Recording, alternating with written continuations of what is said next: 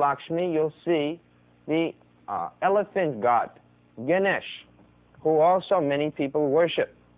In this regard, we may also hear from Brahma Samhita, Yat pada palava yugam vinidaiva kumbha, dvande pranama samaye saganadi raja, vignan vihanta malamasya jagatrayasya, govindam adi purusham tamaham bhajami.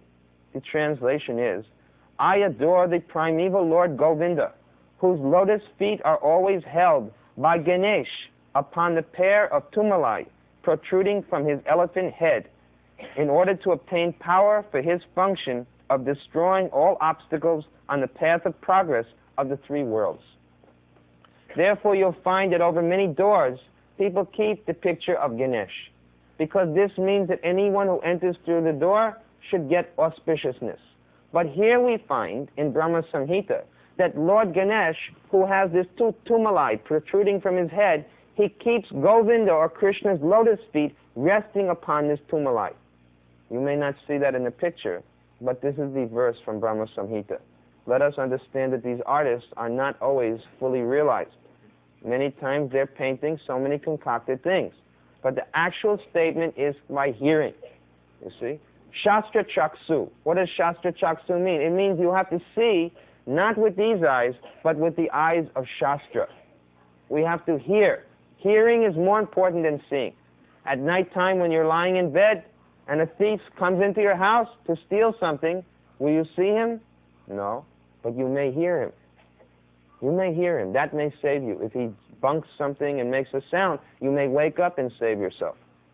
So hearing is given more stress. Krishna says in Gita, Tachnu, hear from me. He doesn't say see me, because a great personality is not to be seen, it's to be heard. Some magical display producing something out of the air, this is not the proof of God. God has to be, first of all, heard. Let someone speak Bhagavad Gita, then we can accept them as God.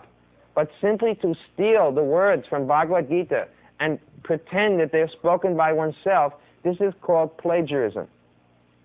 In the material world, you may know that if you publish a book and someone takes some section of that book and reprints it without your permission, he's subject to being taken to court for libel. It's called plagiarism. So similarly, here is God, Krishna, speaking Bhagavad Gita.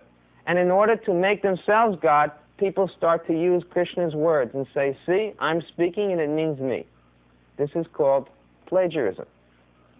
Just like Krishna says, Sarvadhamam parityaja mamekam saranam vraja. He said, give up everything and surrender to me.